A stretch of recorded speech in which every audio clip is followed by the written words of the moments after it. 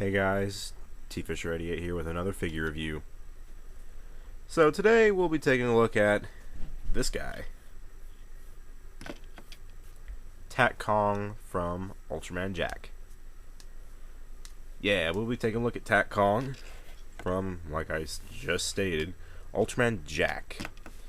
Or Return of Ultraman. So yeah.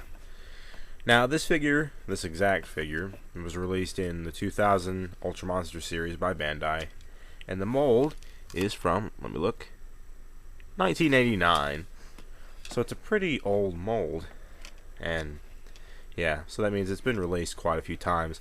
And out of all the Takkongs I've seen, this one has the most accurate paint job, in my opinion. But we'll get to that in just a minute.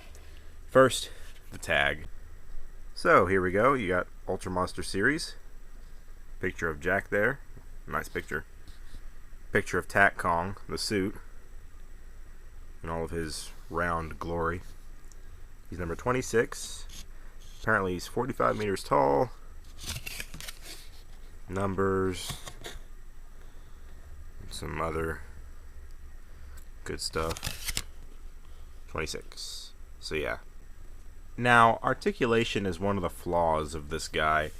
He only has 2 points of articulation, and they are his arms, which can both rotate 360. Ooh. There's two other spots that are actually separate pieces, such as the legs right here.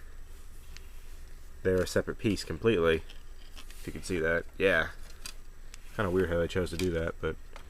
And the tail, believe it or not, is a separate piece. And of course, I'm not going to mess with those. That would kind of be pointless.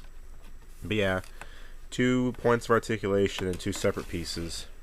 Oh well. Now, detail on Takkong is pretty good. What I love best about the figure is the face. You can see, if you can see that, he's got fangs, which are sculpted in there. Which he had, if I remember correctly. And yeah, the face just looks really good. Tiny little head compared to the rest of his huge body. Hands look amphibious. Little fingers. Finger holes, I guess. And of course, this whole body is covered in what look like suction cups. Look like orange slices. And yeah, the whole body is covered in them.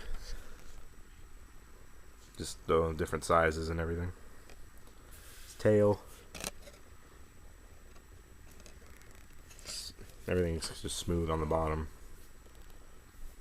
Not really, doesn't really have a texture. Bottom here, believe it or not, has ridges, if you can see that. And his feet look amphibious as well. Which makes sense because he was in water for a lot of his episode debut. And yeah, just the detail looks pretty good on him. I'll give it that. As for paint job, he's pretty accurate. The choice of his, the main color of the vinyl, he's really supposed to be a much lighter color. But of course, as you can see, this is a pretty dark figure. But yeah, he's supposed to be more of a lighter purple, which, you can see on the tag, of course. And all these little red suction cup looking things aren't really supposed to be this bright red. They're really supposed to be a sort of darker shade of purple.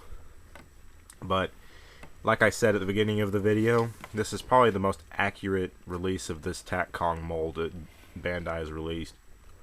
And yeah. So, real quick, let's go ahead and move on to scaling. And unfortunately, I'm going to have to move the camera up to prove my point on this guy. So, here's Ultraman.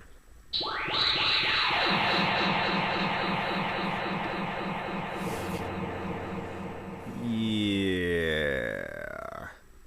He's really, really small. So, he should be, believe it or not, about that big. Because he was a little bit taller than Ultraman. And unfortunately, that's not the case here, because Takkong is extremely undersized. He's even smaller than monsters like Grand King, which is pretty bad. So, yeah, unfortunately, that's the case here. Now, on to history. He originally appeared in the first episode of The Return of Ultraman, otherwise known as Ultraman Jack, where he battled another monster called Zazan or Zarzan. I've seen it spelled a few different ways, but I'll stick to Zazan for now. And he was fighting this other monster, and believe it or not, he managed to kill it, which is really weird. By the way, Zazan, or Zazon, whatever you want to say, looks basically like a big pine tree. And yeah, so like I said, the two were fighting each other, and Takkong managed to kill the other monster. And where Ultraman Jack comes into play is Takkong is attacking an oil refinery, and Jack shows up, fights him, and ends up blowing him up. And that's all we've seen of Takkong, unfortunately. Oh well. Anyway, the figure is pretty good.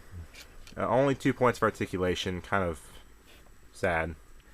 Detail's pretty good. Paint job is off, but probably the best coloration of this mold out there. And this is the last time that Takkong would be released so far. And scaling is completely off. That's one of the major downfalls of this guy. But I would totally recommend him to any Ultraman fan. And yeah. So anyway guys, I hope you enjoyed this review, and until next time, I'll see you. Yeah, I'm the big and bad Takkong. Fear me.